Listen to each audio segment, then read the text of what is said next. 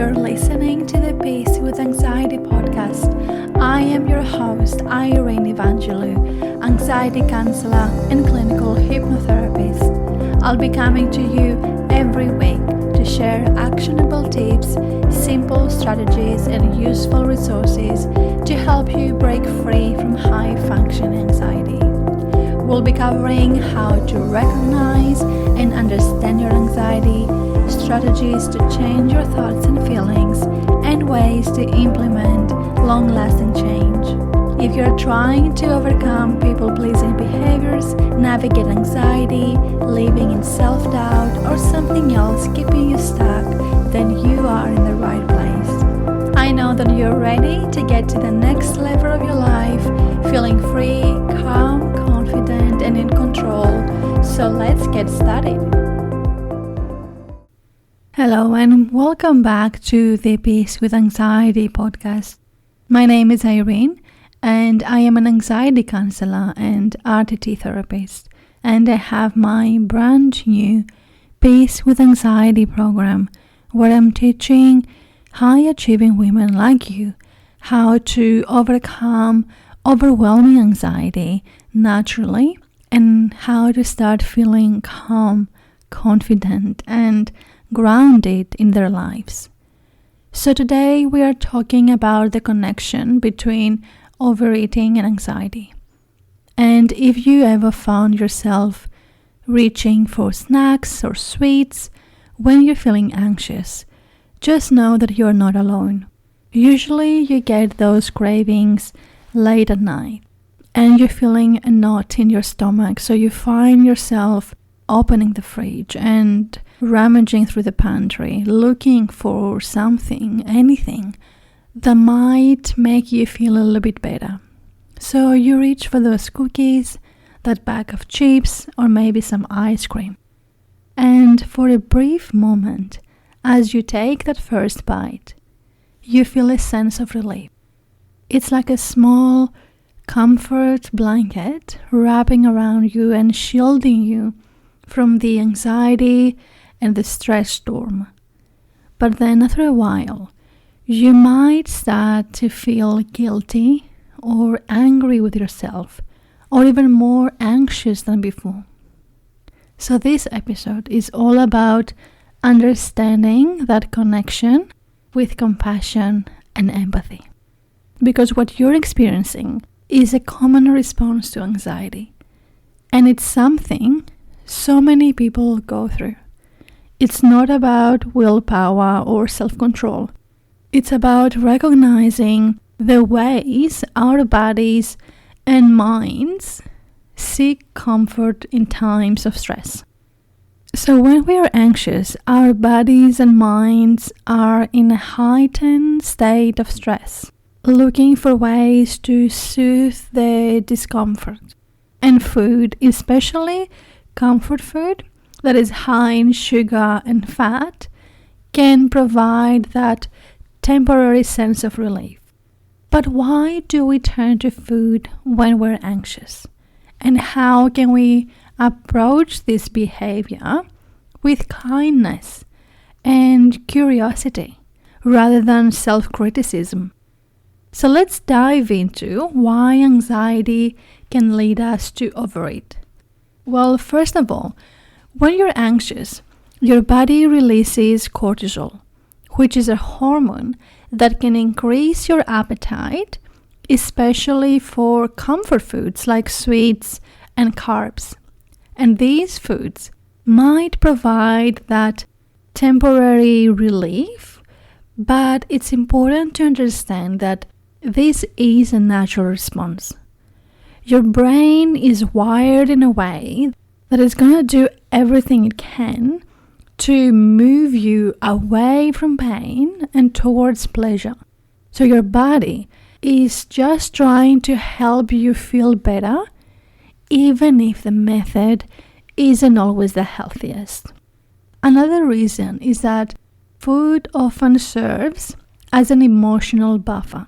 When you're feeling overwhelmed with anxiety, eating can feel like a way to soothe yourself and create a moment of peace. And this is especially true if you don't have any other coping strategies in place. So, seeking comfort in food is a common reaction and doesn't mean that you're weak or lacking self-control. Now, another reason is that many of us have learned to associate food with comfort from a young age.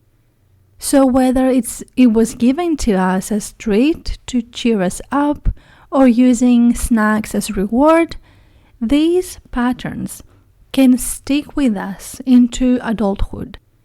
So recognizing the why these patterns is the first big step towards changing them. Now, let's talk a little bit about some common triggers that might lead to overeating when you're feeling anxious. And this is not a comprehensive list, it's just a few of the triggers that many of my clients have identified while we were working together.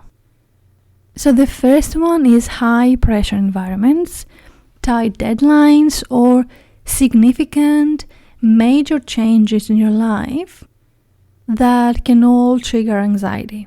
And during these times, turning to food can feel like a way to regain some control or comfort. Another trigger is feelings of loneliness, sadness, or frustration. When those emotions are high, your defenses are lower, so it makes it harder to resist the cravings. Another trigger is social events or family events that can be very stressful for many of us.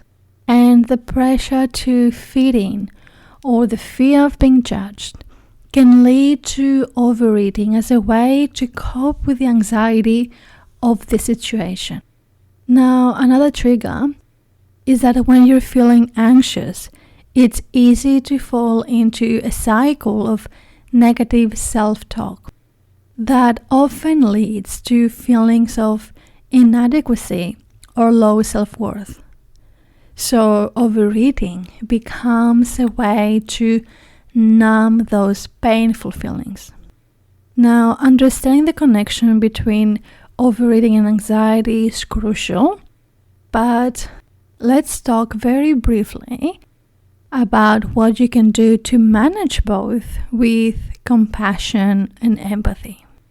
The first thing you can do is to practice being present while you eat. So pay attention to the taste of the food, the texture, and the smell. And these can help you enjoy your meals more fully and recognize the signs that you're satisfied.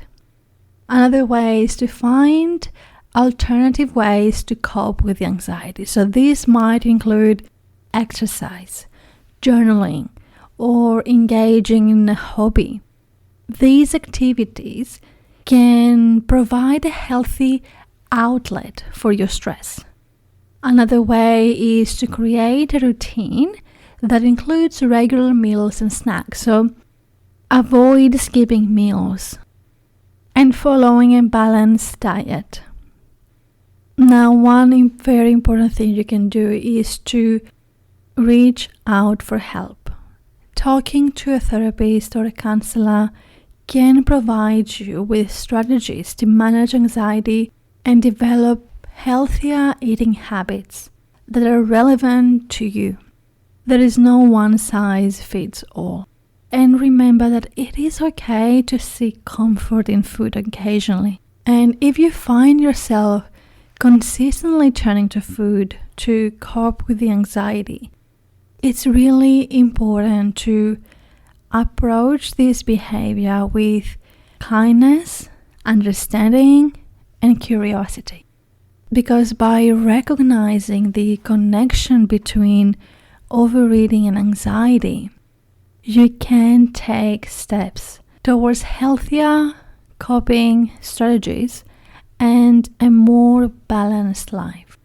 Now, I know how tough it can be to struggle with overeating and anxiety, and if you're looking for more support or personalized guidance, then the Peace with Anxiety program is exactly for you.